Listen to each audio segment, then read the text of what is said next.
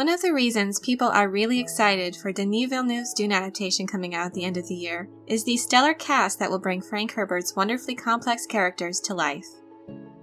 I thought it would be interesting to do a deep dive into the people that inhabit the universe of Dune and the part they play in this epic story. I'll mostly be focusing on the characters from the story of Frank Herbert's first book, Dune, which the new adaptation will be based on. I'm going to start with Duncan Idaho, as he's my favorite character, and if you have a favorite from Dune, let me know in the comments. I might feature that one next.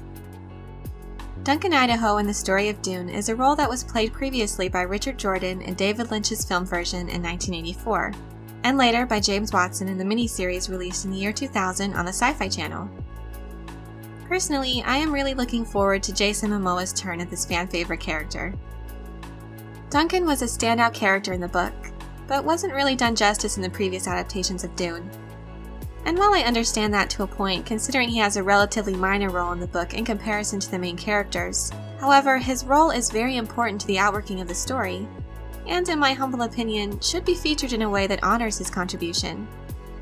Fans really like Duncan's character despite the fact that he has a relatively minor role, because when he is featured, his interactions are memorable. In some ways, Duncan reminds me of Lancelot from The Legend of King Arthur.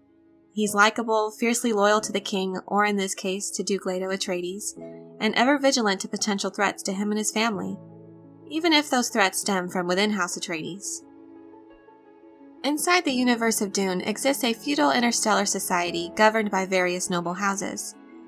The story features House Atreides, in which Duncan serves as a swordsmaster and is one of Paul's companion teachers, Paul being the son of Duke Leto Atreides and the main character of the story of Dune. As the Duke's son, Paul doesn't have normal studies. In addition to his education, he's also trained to fight and to be ever watchful of attempts on his life. It's not all glitz and glamour for these royal houses. It's a never-ending struggle for power, and to keep it. The dangers this presents leads to an unusual upbringing for Paul, to say the least, and his teachers, Duncan Idaho and Gurney Halleck, become his friends who are charged with training him how to survive. The dangers only increase when the Emperor assigns House Atreides over the most valuable planet in the universe, Arrakis, aka Dune, as valuable as it is deadly. This is the only planet where spice is found, the most precious resource in existence. It enables space travel in a most unusual way. Space navigation requires multi-dimensional awareness, which only the spice enables. It can also extend life, and has other properties that enhance certain mental abilities, though the caveat is that it's very addictive. It's not an exaggeration to say whoever controls the spice controls the universe. The most powerful position ultimately, but also the most dangerous. The Atreides must accept the stewardship from the Emperor, and they begin to uproot from their beautiful home planet of Caladan to the desert planet of Arrakis. Duncan is sent ahead of their arrival as a sort of ambassador to the Fremen, who are the desert-dwelling natives on Arrakis, who have learned to adapt to life in the deep desert, which is a most harsh and inhospitable environment, not to mention the giant sandworms that roam about. The Duke sends Duncan as an attempt to gain the Fremen's favor and hopefully their support. It's a vital mission. The Duke's well aware of the vulnerable position they find themselves in accepting the ownership of Arrakis and its spice production. He recognizes they'll need allies now more than ever, and he sees the Fremen's potential as a fighting force that could rival the Emperor's own ruthless Sardaukar soldiers. In the novel, Leto says of Duncan that he is a proud and ruthless man, but fond of the truth. I think the Fremen will admire him. If we're lucky, they may judge us by him. Duncan is able to gain the trust of Fremen leader Stilgar, which says a lot about his character. Stilgar, being the leader of one of the Fremen Sietches or tribes, and played by Javier Bardem, offers Duncan a place in his tribe. Something not offered lightly. The Fremen hold dear their beliefs and customs and will die to maintain the integrity of the tribe. Duncan thus has a dual allegiance to the Fremen, but always first and foremost in service of House Atreides. And Duncan comes to admire the Fremen people and their strength, the way they've adapted to thrive in this harsh environment.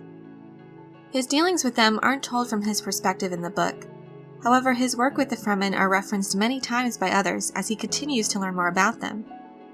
So I do wonder if they will expound on this in the movie, and whether we will actually get to see some of his negotiating efforts with them, meeting them, seeing him learn about them and their culture, fighting alongside them. Duncan does have a lesser role in the book, though he is very important to the story, and when he is featured, his moments are very impactful and memorable, thus contributing to why he is a fan favorite. He's a fierce warrior, though that's not the quality that stands out the most. He's loyal, motivated by love to serve the Atreides family, and more importantly, what it stands for. The Duke is known to have a way with people.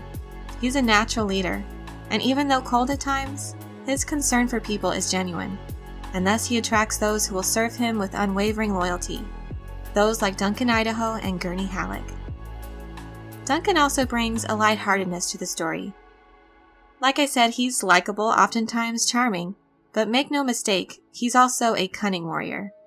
I think Jason Momoa can portray these attributes quite well. It's very much in his wheelhouse.